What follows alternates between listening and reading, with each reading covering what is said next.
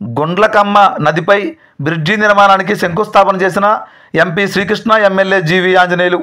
ఇక పూర్తి సమాచారం మేరకు పల్నాడు జిల్లా వినుకొండ నియోజకవర్గం వినుకొండ మండలంలోని అందుగుల కొత్తపాలెం వద్ద గుండ్లకమ్మ నదిపై హై లెవెల్ బ్రిడ్జి నిర్మాణానికి నరసరావుపేట పార్లమెంటు సభ్యులు లావు శ్రీకృష్ణదేవరాయలు, వినుకొండ శాసనసభ్యులు జీవి ఆంజనేయులు శుక్రవారం మధ్యాహ్నం 3 గంటల సమయంలో భాగంగా శంకుస్థాపన చేశారు.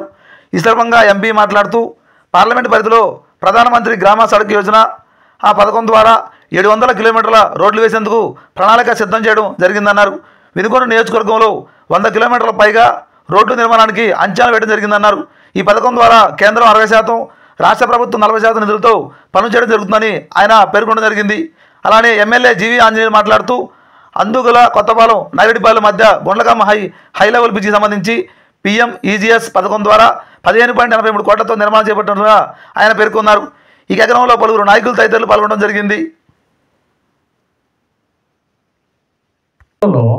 వినుకొండ పట్టణానికి మంచినీళ్ళ కోసం 161 కోటి శాంక్షన్ తీసుకొచ్చాం చంద్రబాబు గారి పాలనలో. వినుకొండ రూరల్ మండలాలకి, వినుకొండ నియోజకవర్గ గ్రామము అన్ని మండలాలకు కలిపి పల్నాడు వాటర్ గ్రిడ్ తీసుకొచ్చాం 600 కోట్ల పైన. దానికి చంద్రబాబు గారి పాలనలో శాంక్షన్ చేసి పనులు ప్రారంభిస్తే జగన్మోహన్ రెడ్డి గారి ప్రభుత్వం వచ్చినాక ఆ పనులు ఆపేసి స్టేట్ గవర్నమెంట్ నుండి రూపాయి నిధులు ఇవ్వకుండా ప్రాజెక్టులన్నీ ఆపారు. నేను అడుగుతున్నా, అంటే ఈ ప్రాంతానికి మంచినీళ్ళు అవసరం లేదా? జగన్మోహన్ రెడ్డి గారు ఎందుకు నిధులు ఇవ్వలేదు? ఆనాడు ఎమ్మెల్యేలు ఎందుకు తీసుకురాలేదు నిధులు?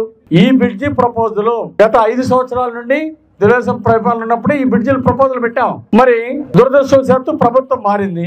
2019లో ఈ బ్రిడ్జిలకు ప్రపోజల్ పెట్టాం తెలుగుదేశం ప్రభుత్వం ద్వారా కట్టాలని. తర్వాత ప్రభుత్వం మారింది. మరి గత 5 సంవత్సరాల్లో జగన్మోహన్ రెడ్డి ఈ బ్రిడ్జిలకి రాష్ట్ర ప్రభుత్వం నుండి 1 రూపాయి కూడా ఇవ్వలే. ఎందుకు ఇవ్వలేదు? ఇక్కడ ప్రజలకి అవసరాలు లేదా? ఈ బ్రిడ్జిల వల్ల బహుళ ప్రయోజనాలు ఉన్నాయి. మరి గత ఎమ్మెల్యేలు ఎందుకు 1 రూపాయి నిధి తీసుకురాలేకపోయారు? సో గత ప్రభుత్వం 5 ఏళ్లు మాటలు చెప్పారు, కోతలు కోసారు, పనులు మాత్రం రూపాయి నిధులు మాత్రం తీసుకురాలేదు. స్టేట్ గవర్నమెంట్ నుండి కానీ రాష్ట్ర ప్రభుత్వం నుండి ప్రత్యేక నిధులు ఏం తీసుకొచ్చారో చెప్పమనండి. వినుకొండ బస్ స్టాండ్కి ఏమైనా నిధులు తీసుకొచ్చారా? శాంక్షన్ అయిన తాగునీటి నిధులకి కేంద్ర ప్రభుత్వం నుండి నిధులు ఇవ్వడానికి సిద్ధంగా ఉంటే రాష్ట్ర ప్రభుత్వం నుండి 1 రూపాయి కూడా నిధులు ఎందుకు ఇవ్వలేదు? చంద్రబాబు గారి పాలనలో శాంక్షన్ అయినటువంటి మంచినీళ్ళ పథకాలు వినుకొండ టౌన్ కి కానీ, రూరల్ కానీ, గ్రామ సీమలకి ఇంటింటికి ట్యాప్ వేసి మంచినీళ్ళు ఇచ్చే మంచి స్కీములకి జగన్మోహన్ రెడ్డి పాలనలో నిధులు ఇవ్వకపోవడం వల్ల ఆ పథకాలు ఆగిపోయినాయి. ఈరోజు ఎంపీ గారి కృషితో ఈరోజు ఈ 2 బ్రిడ్జిలు శాంక్షన్ కి తీసుకురావడం జరిగింది. ఈ బ్రిడ్జి వల్ల, ఈ బ్రిడ్జిలో కానీ ఇది కేంద్ర ప్రభుత్వం వచ్చిన నిధుల్లో 60% కేంద్ర ప్రభుత్వం ఇస్తే 40% మన ఎన్డీఏ ప్రభుత్వం నుండి, రాష్ట్రంలో చంద్రబాబు గారి ప్రభుత్వం నుండి 40% నిధులు దీనికి ఖర్చు పెట్టడం జరుగుతుంది.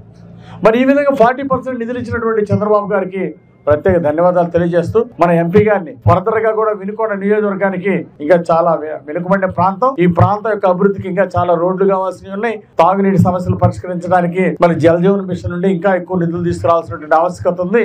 అలాగే మరి గతంలో కూడా మన వినుకొండకి వరకశిలపూడి ప్రాజెక్ట్ పూర్తి చేయడానికి, బొల్లాపల్లి మండలం నీళ్లు తీసుకురావడానికి, అట్లాగే మాచర్ల ప్రాంతానికి నీళ్లు తీసుకురావడానికి నేను ఎంపీ గారు గతంలో ముఖ్యమంత్రి గారిని కలిసాం. ఆ వరకపూడిశీల ప్రాజెక్టు గురించి కూడా మేమిద్దరం మాట్లాడటం జరిగింది. డ్రింకింగ్ వాటర్ స్కీమ్ కి నిధులు ఇవ్వమని అడిగాము. గోదావరి పెన్నా నదుల అనుసంధానం కూడా ప్రాధాన్యత క్రమంలో తీసుకోమని ఎంపీ శ్రీకృష్ణదేవరాయలు గారు, నేను కూడా ముఖ్యమంత్రి చంద్రబాబు గారిని కలిసి కోరటం జరిగింది. కలిసాం. తప్పనిసరిగా భవిష్యత్తులో వాటికి కూడా నిధులు తీసుకొచ్చి మన వినుకొండ ప్రాంతాన్ని, పల్నాడు జిల్లాని సస్యశ్యామలం చేస్తాం. Thank you. ఇప్పుడు మక్కర్ గారు మాట్లాడుతారు.